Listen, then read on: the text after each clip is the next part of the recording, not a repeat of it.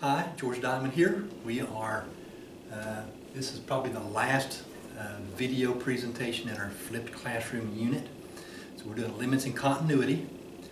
We've already done part one of this video. This is, we're looking at infinite limits, and involved in that is how to find vertical asymptotes.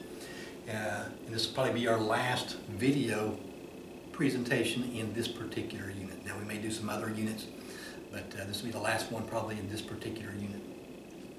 Now we're going to look at here at how to find the vertical asymptotes of some expressions, right? Now we're going to start off with just a couple of rational expressions. You have one polynomial divided by another polynomial. And one thing you have to kind of be careful about when you're looking for asymptotes. It's possible that you may have a whole instead of an asymptote. So it's kind of important that you put your polynomial kind of in factored form. See if anything cancels out, so see if you have a hole in your graph. So it just could be a hole and not really an asymptote. So let's go put this in factored form real quick and let's take a look at it. Let's see if anything will cancel out. Then after that, if not, then we'll see if we can find any asymptotes. So let's factor this. This will be 2 minus x over. Now x squared minus x cubed, we have a common factor of x squared. So let's factor the x squared off. Now take x squared off the x squared gives us 1 minus. You got x to the third, you got 3 x's, you factor 2 x's off, and that leaves us with x. Right. Now, once you get it in factored form, look at the polynomial in the numerator, the factored polynomial in the denominator here. 2 minus x does not cancel with 1 minus x. Now, my students tend to want to, or at least my algebra students, they want to cancel the x's out. You got to keep in mind, x is part of a binomial. So you have to cancel the whole binomial or none of it. So 2 minus x does not cancel with 1 minus x. So there's no hole in this particular function. So to get our vertical asymptotes,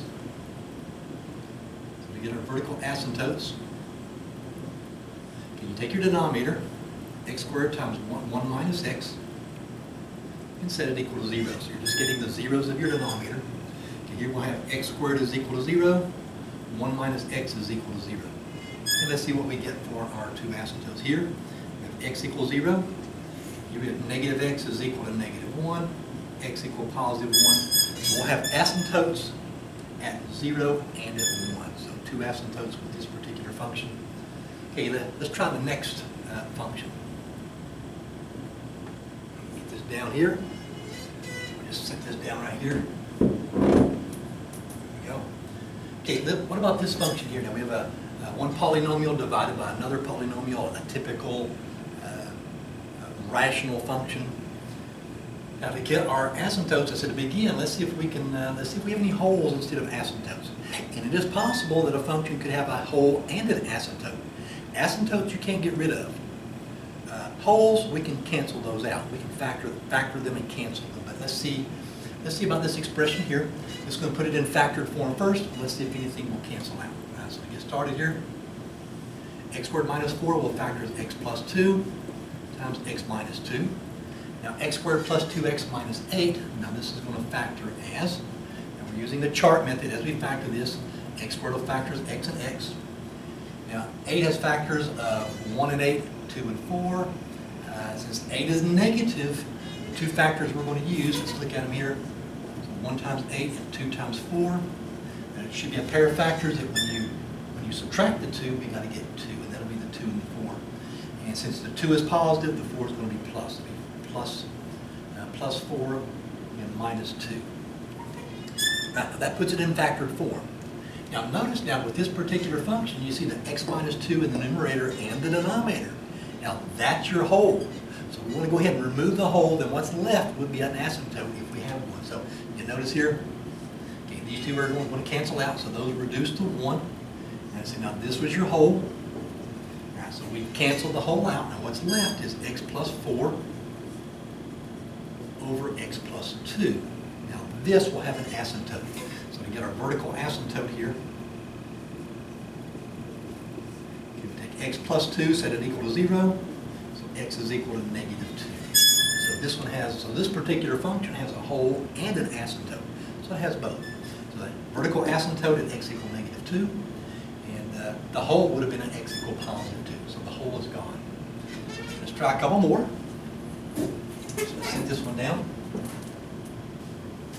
Let's move these over. Right, here we go. Now let's try this this expression here. This is once again another rational expression. Let's put it in factor form. Let's see if we have a whole or an asymptote. So let's see to get started. Now x plus 1 won't cancel. We'll just bring that down. Now x squared minus 6x, this is a little trinomial. Let's go ahead and put it in factor form. And x squared will factors x and x. 7 only has factors of 7 and 1. Since the 6 is negative, the 7 has to be minus, and the 1 has to be plus. Okay, now you notice we got x plus 1 on top and in the numerator and the denominator. So the x plus 1 indicates, once again, that indicates a whole. Now the x plus 1s are going to cancel, so those reduce to 1. Now we end up with x minus 7 over 1, or just x minus 7. Now there's no fraction left. Once the whole's gone, this particular function only had a whole. Since the whole's gone, there is no vertical asymptote. So no vertical asymptote in this particular function. This particular function only has a whole. Okay, let's try a couple of trig functions. These tend to give my students more trouble than these polynomial functions or these little rational expressions. There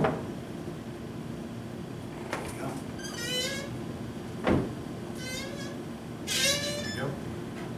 Now, let's try f of x equals cotangent x. Now, first of all, let's make a fraction out. If you have a fraction, you find the zeros of the denominator. So I'm going to write this. Remember that tangent is always sine over cosine. So cotangent is going to be cosine x over sine x. Right. Now, to get our vertical asymptote, so to get the vertical asymptote, you find the zeros of your denominator. So let's take sine x, set it equal to 0.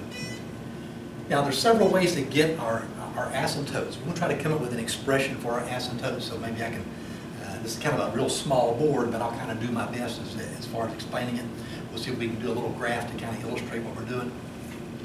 So we have a vertical asymptote everywhere that sine x is equal to 0. That is, everywhere that sine x crosses the x-axis, we should have a vertical asymptote. So let's take a look at the graph of sine x. Now this is one of those graphs you need to have memorized. So you should have this graph memorized. So like so. So you got pi,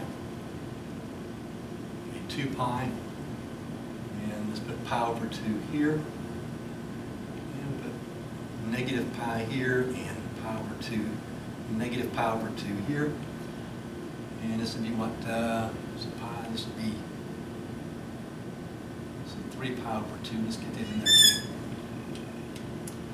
Alright, so as we look at our graph, let me try this graph again here. Hold on a second, I'm not real satisfied with it.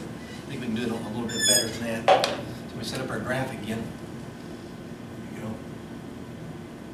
So like so. And we'll put, this will be pi. Let's come out to about right here for 2 pi. Here will be 3 pi over 2. Okay, this will be pi over 2. Let's put negative pi over 2 here, and then negative pi would be down here. Positive 1 here, negative 1, and this is one of the we should have the graph of sine x pretty much memorized. So sine and cosine, that's the 2. As soon as you see sine and cosine, you should know what that graph looks like. So as we do our graph now, I'm going to do this graph right here in blue.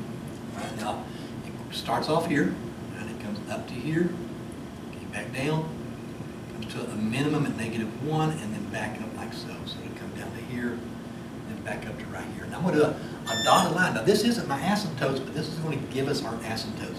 Everywhere that sine x crosses the x-axis should be an asymptote. So if you look at the graph of sine x, it does this right here.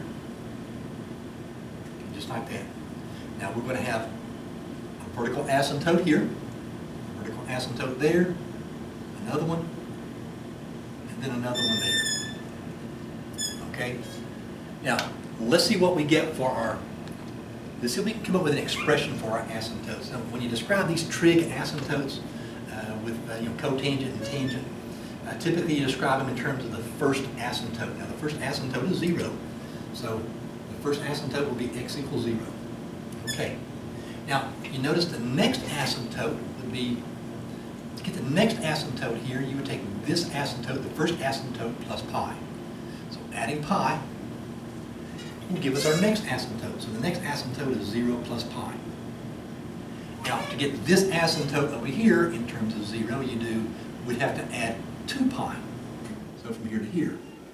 So the next asymptote will be the first asymptote plus 2 pi. So we got 0 plus 1 pi, 0 plus 2 pi. Then the next one will be 3 pi. Then as we describe our asymptote, will simply be n pi. So to describe the asymptotes of cotangent is just n pi. You just say where n is an integer. An integer. So where n is an integer. So this will describe the asymptotes of cotangent x. Once again, make a fraction out of it, cosine over sine, and you're going to find the zeros of your denominator. So take sine x, set it equal to 0, and just go ahead and sketch a little graph if you need to, so you can see exactly where sine x crosses the x-axis. Everywhere it crosses the x-axis, you're going to have a vertical asymptote. So as you describe you start off with the first asymptote, and then you describe the rest of the asymptotes in terms of it. Okay, let's try another one. So let me erase this. Put this one here down. Here we go.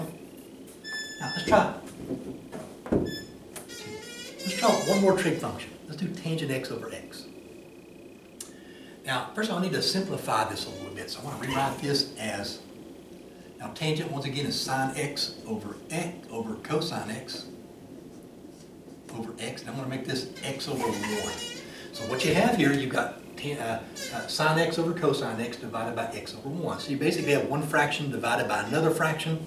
So we're going to take the top fraction, so sine x over cosine x, times the reciprocal of the bottom fraction, so times 1 over x. So you're going to take that fraction, the top fraction, multiply it by the reciprocal of the bottom fraction. All right, now multiplying these together gives us sine x, then x times cosine x. All right. Now, once you've got it kind of get simplified, you've got your fraction here. We got x and cosine x in our denominator, so 2 factors. So let's do, to get our vertical asymptotes, let's get our zeros. So our vertical asymptotes here would be possibly x equals 0, and where cosine x is equal to 0. Now, one thing I noticed, we looked at 2 of our special trig limits. One of the special trig limits was sine x over x. And remember we said that the limit as x approaches 0 of sine x over x is 1. All right, so as I look at x equals 0, as I look at this particular vertical asymptote, as you simplify this, I can rewrite this as sine x over x times 1 over cosine x. Now, as x approaches 0, okay, this approaches 1. All right, so we end up with 1 times 1 over cosine x. So this is simply 1 times cosine x is 1 over cosine x. So as you simplify this, x equals 0 is really not a vertical asymptote. Now you've got to be watching for that. Sine x over x is 1, and the limit as x approaches 0, this will be 1. So it's really not a vertical asymptote there. So really our vertical asymptotes is going to be where cosine x is equal to 0. So let's go and draw our graph. Excuse my chair here needs some oil on it apparently. I need to bring some oil and oil it up a little bit. So, but look at the graph of cosine x. So this will be pi. Let's say 2 pi. This will be pi over 2. 3 pi over 2. Negative pi over 2. All right. Now cosine x, let's just put positive 1 here, negative 1 down here. All right. Now as you look at the graph of cosine x, now it starts off here. It's going to cross the x-axis here, down to pi, down to negative 1, then back up, and then back up to here. So you look at the graph, we'll do this right here, down. So like so, and then over here, on the other side like so. So you can see you're going to have a vertical asymptote at pi over 2. You can have another one at 3 pi over 2. And there should be another one down here at, you write this one in, 5 pi over 2. So as you look at the graph of cosine, it's going to come back down to right here. That'll be another vertical asymptote at 5 pi over 2. Now, once I know where the first vertical asymptote is, let's describe the vertical asymptotes of this function, of this particular function in terms of the first asymptote. Now, the first asymptote will either be pi over 2. So the first one's pi over 2. Now, the next asymptote would be, and let's see, looks like we're just adding pi each time here. So the next one would just be plus pi from here to here. So the next one would be pi over 2 plus pi. To get the next asymptote, you go all the way out to right here. So this would be, you have to add 2 pi to get the next asymptote from here to here. Right, so this would be pi over 2 plus 2 pi. So you can see it goes pi over 2 plus 1 pi plus 2 pi. So the next one will be, so a general expression for our asymptotes would be pi over 2 plus n pi. Now once again, where n is an integer. So it would be pi over 2 plus n pi. And n would be an integer. So like I said, when you describe your asymptotes, you use the first asymptote. So the first one's at pi over 2, and you need to describe the rest of them. You're just adding pi each time to get the next asymptote. So the first one's pi over 2, the next one's pi over 2 plus 1 pi, pi over 2 plus 2 pi, pi over 2 plus 3 pi, etc. So you're just adding pi each time. So a general expression would be pi over 2 plus n pi. And once again, be careful when you see the sine x over x. Right, so x equals 0 here is not an asymptote. Okay, the only asymptotes are cosine x equals 0. And that concludes our video. We'll have some more maybe for the next unit.